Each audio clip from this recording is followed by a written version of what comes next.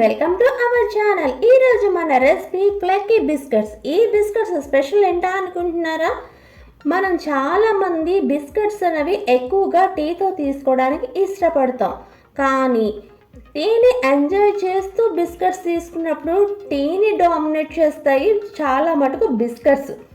అలా కాకుండా నేను చూపించబోయే బిస్కెట్స్ని మీరు టీతో తీసుకోండి, టీని ఎంజాయ్ చేయగలరు, ఇటు బిస్కెట్స్ని కూడా ఎంజాయ్ చేయగలరు.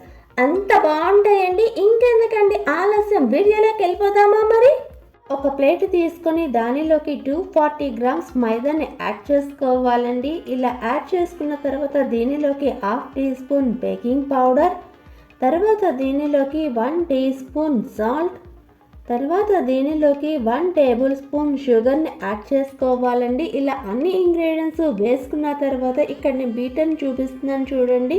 ఇలా బీటర్ని తీసుకొని చక్కగా అన్ని ఇంగ్రీడియంట్స్ బాగా కలిసేటట్టు కలుపుకోవాలి. ఇలా కలుపుకున్న తర్వాత దీనిలోకి 113 గ్రామ్స్ బటర్ని వేసుకోవాలండి. ఫ్రెండ్స్, బటర్ అన్నది మాత్రం రూమ్ టెంపరేచర్లో అస్సలు ఉండకూడదు, చాలా చల్లగా ఉండాలి. రూమ్ టెంపరేచర్లో కానీ ఉన్నది అంటే ఈ బిస్కెట్స్ చేయడానికి అసలు పని చేయదు ఆ బటర్ అన్నది.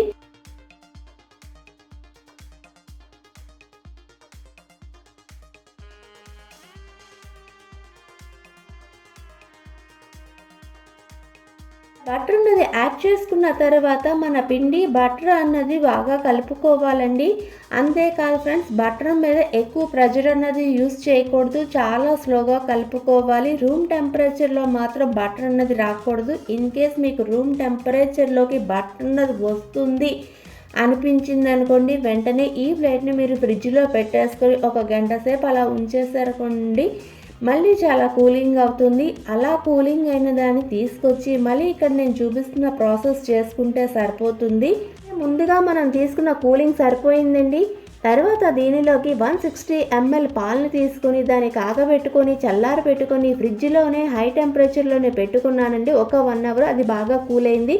అలా తీసుకున్న పాలని కొంచెం కొంచెం పోసుకుంటూ స్పూన్తో చక్కగా కలుపుకోవాలి.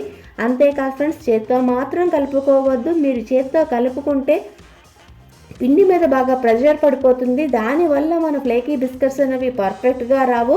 ఇలా స్పూన్తో కలుపుకున్న పిండిని అయితే నేను ఇక్కడ చూపిస్తున్నాను చూడండి. ఇలా వస్తుంది. ఇలా వచ్చిన దాన్ని పక్కన పెట్టుకుందాము. తర్వాత నేనైతే ఒక ప్లెయిన్ సర్ఫేస్ మీద అయితే మైదాని స్ప్రింకిల్ చేసుకోవాలండి. నేనైతే ఇక్కడ కిచెన్ ప్లాట్ఫామ్ మీద పిండిని స్ప్రింకిల్ చేసుకుంటున్నాను. ఇలా స్ప్రింకిల్ చేసుకున్న తర్వాత మనం ముందుగా రెడీ చేసుకున్నటువంటి బిస్కెట్ల పిండి ఉంది కదా, దాన్ని దీని మీద పెట్టుకోవాలి. పెట్టుకొని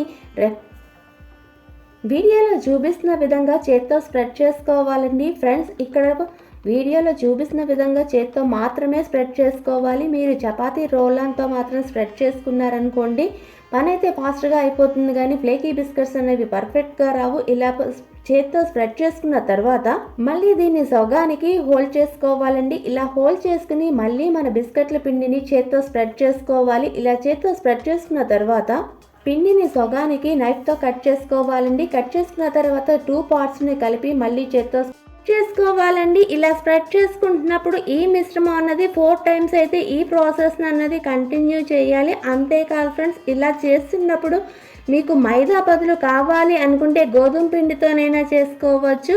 అంతేకాదు ఫ్రెండ్స్, ఇలా స్ప్రెడ్ చేస్తున్నప్పుడు మన ప్లెయిన్ సర్ఫేస్ మీద మన బిస్కెట్ల మిశ్రమం అన్నది అంటుకుపోతుంది అనుకోండి, ఆ ప్లెయిన్ సర్ఫేస్ మీద కొంచెం మైదా అన్నది స్ప్రింకిల్ చేసి మళ్ళీ మన బిస్కెట్ల ప్రాసెస్ అంతా కంటిన్యూ చేసేసుకోవటమే. ఇలా చేసుకున్న తర్వాత మన బిస్కెట్ల మందం అన్నది 1 ఇంచ్ వస్తే సరిపోతుంది. ఇలా వచ్చిన తర్వాత మనకి నచ్చిన షేప్లోని మన బిస్కెట్స్ అన్నది రెడీ చేసుకోవచ్చు.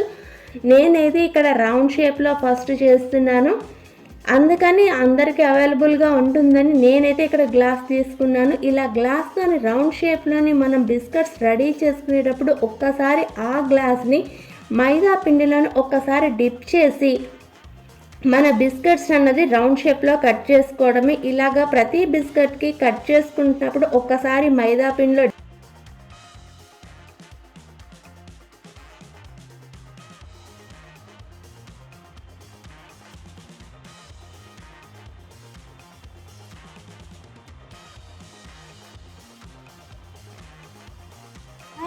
అయిన తర్వాత ఓవెన్లోంచి బిస్కెట్స్ తీసి చూపిస్తున్నాను చూడండి. బిస్కెట్స్ అన్నవి ఎంత లేయర్గా వచ్చాయో. నార్మల్ బిస్కెట్స్ మాత్రం ఇలా ఉండవు కదా.